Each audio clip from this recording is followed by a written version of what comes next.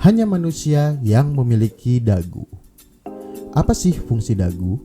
Yuk kita cari tahu pada video kali ini. Hai Sobat Ruang Terang, ada hal menarik loh dari organ tubuh manusia. Kali ini kita akan membahas soal dagu yang tidak dimiliki oleh hewan.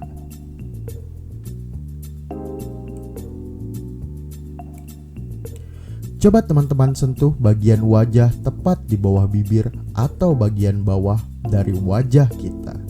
Bagian ini disebut dagu, yang merupakan daerah paling bawah dari wajah kita dan bentuknya mengerucut ke bawah. Nah, kalau teman-teman perhatikan, dari banyaknya spesies makhluk hidup, hanya manusia saja loh yang memiliki dagu. Benarkah?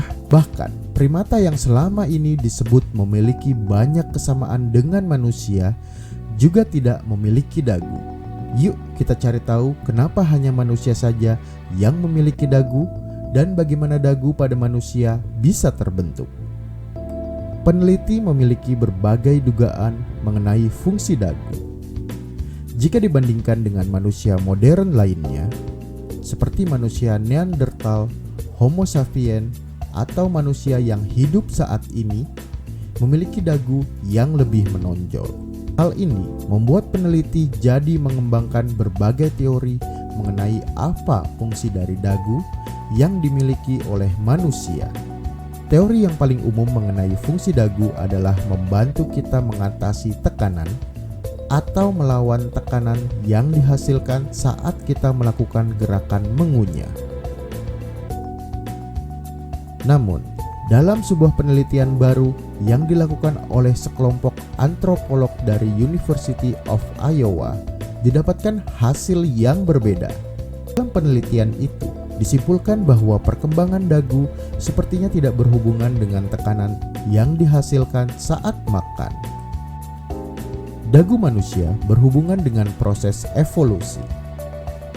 Teori mengenai dagu manusia yang tidak berhubungan dengan proses mengunyah ini kemudian memunculkan teori lainnya.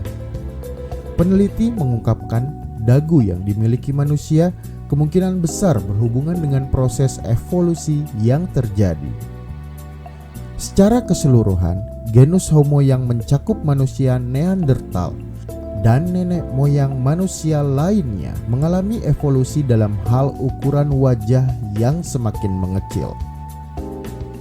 Nah, Homo sapiens atau manusia saat ini ternyata mengalami pengurangan terbesar dalam ukuran wajah hingga saat ini.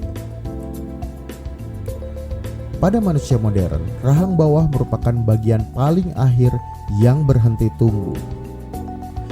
Pertumbuhan inilah yang membuat dagu yang merupakan bagian dari rahang bagian bawah memiliki bentuk yang lebih menonjol dari bagian wajah lainnya.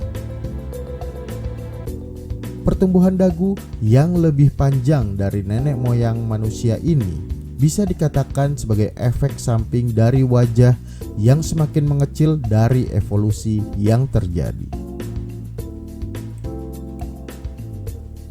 Kenapa evolusi bisa menyebabkan perubahan ukuran wajah?